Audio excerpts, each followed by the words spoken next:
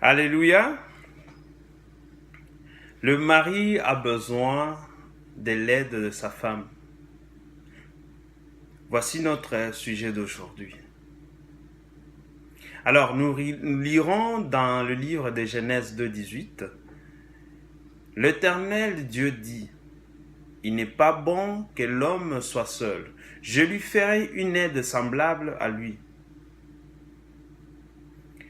Je viens prier pour cet instant que Dieu dispose nos cœurs, que Dieu touche à chaque personne, à chaque homme qui écoutera ce message, qu'il illumine son intelligence, qu'il renouvelle son intelligence de façon à ce qu'on puisse établir sur cette terre son royaume, qu'on soit des bons maris. Papa, que seule ta parole sorte de ma bouche, que rien de moi ne puisse être partagé en ces lieux. Et que toute gloire te revienne. Dans le nom de Jésus-Christ. Amen. Nous parlons de l'aide. Nous parlons de la femme. Une aide, par définition, c'est comme un appui, un soutien financier, matériel ou physique, que l'on sollicite en cas de besoin. Et parfois un seul instant, je veux dire. Mais l'aide dont nous parlons en ce moment-ci est une personne qui aura un rôle décisif, déterminant et de façon permanente dans la vie de son homme. Il s'agit de la femme. Il s'agit de la femme. Excusez. Lorsque j'ai un besoin financier, je voulais dire, je sollicite l'aide d'une personne ou d'un organisme qui a plus de capacités, qui a plus de moyens que moi. Lorsqu'il me faut déplacer ou soulever une chose un peu lourde, déplacer un meuble, j'ai besoin de quelqu'un qui est plus fort que moi ou au moins qui a une force au moins égale à la mienne. De même, la femme est dotée de capacités spécifiques par rapport au rôle qu'elle doit jouer dans la vie de son homme, de son mari. Inutile donc pour l'homme de vouloir se comparer à sa femme, de vouloir faire concurrence, de la jalouser. Inutile. L'intelligence de la femme ne fonctionne donc pas comme celle de son mari. Alors, quelle est donc l'importance de l'aide et qu'est-ce qu'elle fait? Voilà la question capitale. Mon frère, si Dieu a trouvé nécessaire de te faire une aide, c'est parce qu'il sait, sur le long terme, tu peux être surmené. Au départ, il y a un projet, il y a une vision, il y a un but à atteindre, il y a une mission à accomplir. Et l'aide vient contribuer à la réalisation. L'aide vient améliorer l'efficacité de la personne aidée. L'aide vient pousser le projet vers son but. Mon frère, il est impossible pour un homme marié, c'est-à-dire un homme dont l'aide a été matérialisée, manifestée, comme ce fut le cas d'Adam, de réussir sans la participation ou la contribution de son aide, de sa femme. Impossible. Impossible. Parce que Dieu n'est pas fou, hein. La parole nous dit ceci. L'homme quittera son père et sa mère s'attachera à sa femme et les deux deviendront une seule chair. Ici, il est question d'une alliance qui s'est tissée. Le mari doit donc tout faire. Il doit donc tout faire. Il doit se mettre véritablement dans la prière pour créer et maintenir l'unité avec sa femme. L'importance de l'unité est très capitale. Il y va de la réussite de tout ce que vous entreprendrez selon qu'il est écrit. Je vous dis encore que si 2 d'entre vous s'accordent sur la terre pour demander une chose quelconque, elle leur sera accordée par mon Père qui est dans les cieux. Matthieu 18, 19.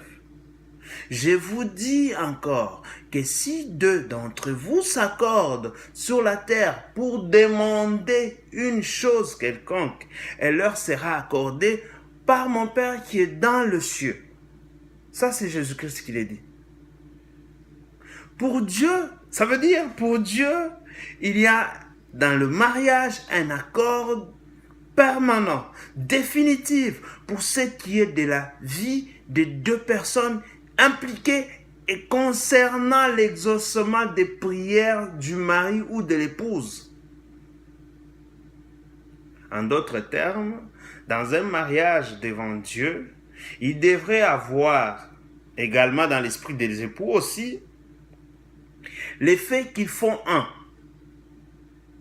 et qu'ils devront toujours faire un, au risque de ne pas évoluer, au risque de ne pas s'épanouir. Ils devraient toujours faire un.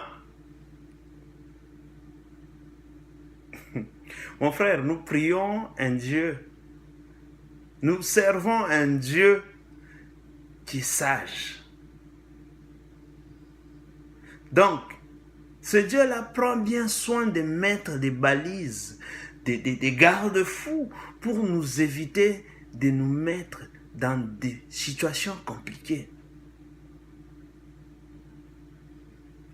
Parfois, le mari, sous le couvert du manteau de chef de la famille, il prend des décisions sans consulter sa femme, sans penser aux conséquences de ses actes.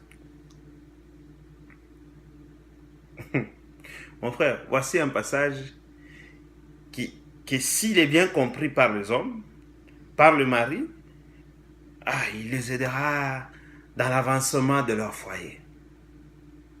1 Pierre 3,7 nous dit: Marie, montrez à votre tour de la sagesse dans vos rapports avec vos femmes, comme avec un sexe faible.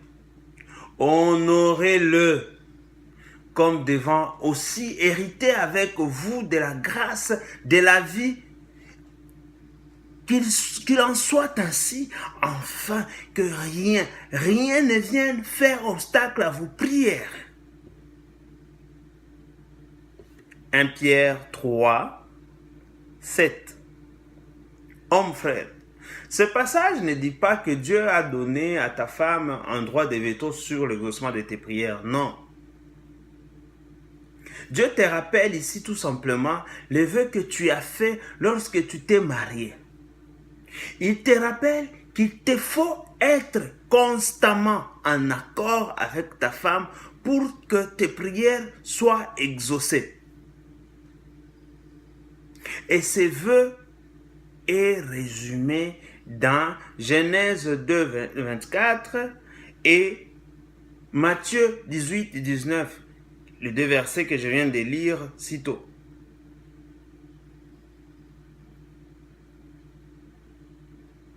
Mon frère, lorsque tu décides d'ignorer ta femme, de mépriser les conseils ou encore d'être malveillant envers elle, Dieu n'exauce tout simplement pas tes prières.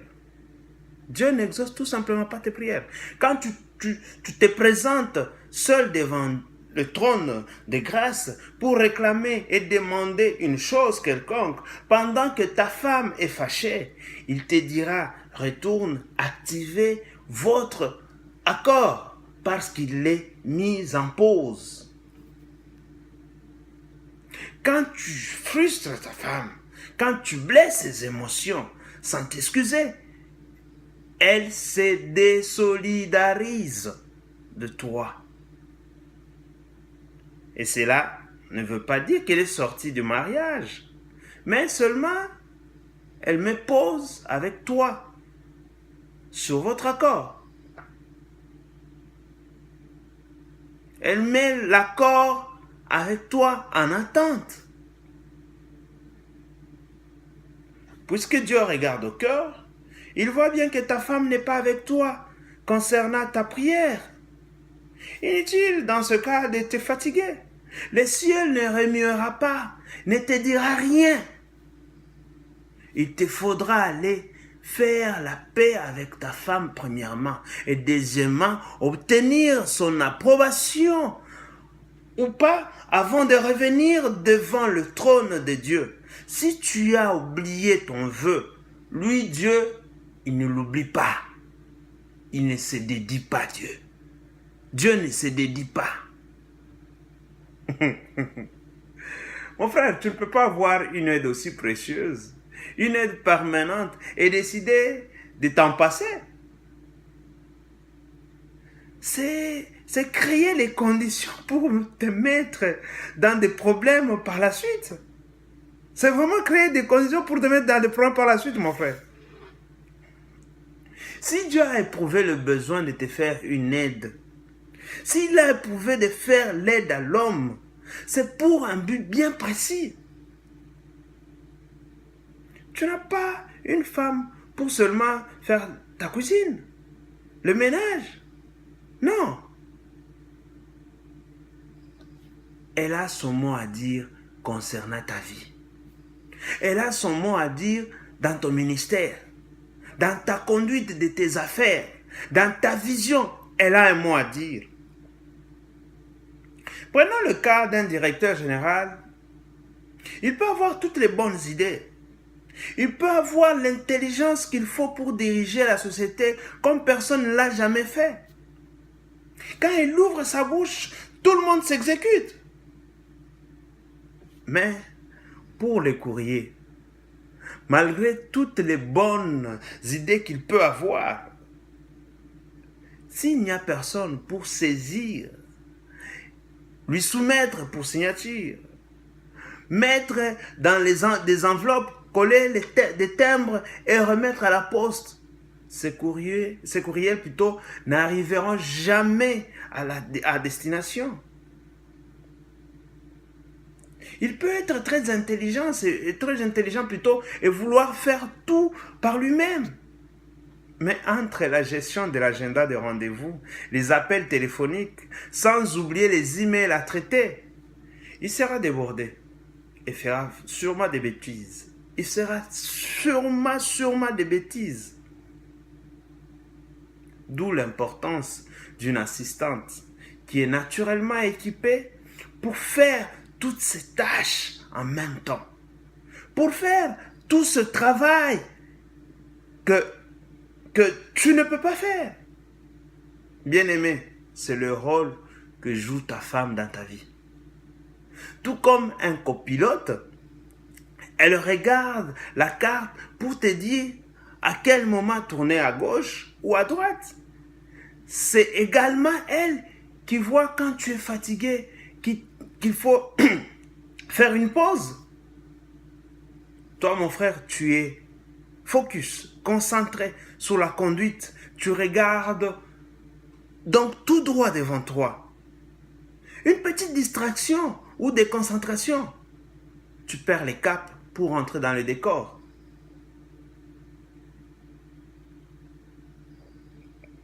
Par des mauvaises motivations, tes messages peuvent être dilués. Tu peux commencer à te dénaturer pour ressembler à un tel, à monsieur tout le monde finalement. Mais c'est ta femme qui te dira de faire attention, de redresser le volant. Mon frère, nous ne parlons pas ici d'une mère ou d'une aide, mais d'une personne quelconque. Mais nous parlons d'une aide spécialement équipée avec une accentuation sur les détails. Nous parlons d'un bras droit, d'un allié fidèle avec qui l'on marche et avance vers un même but.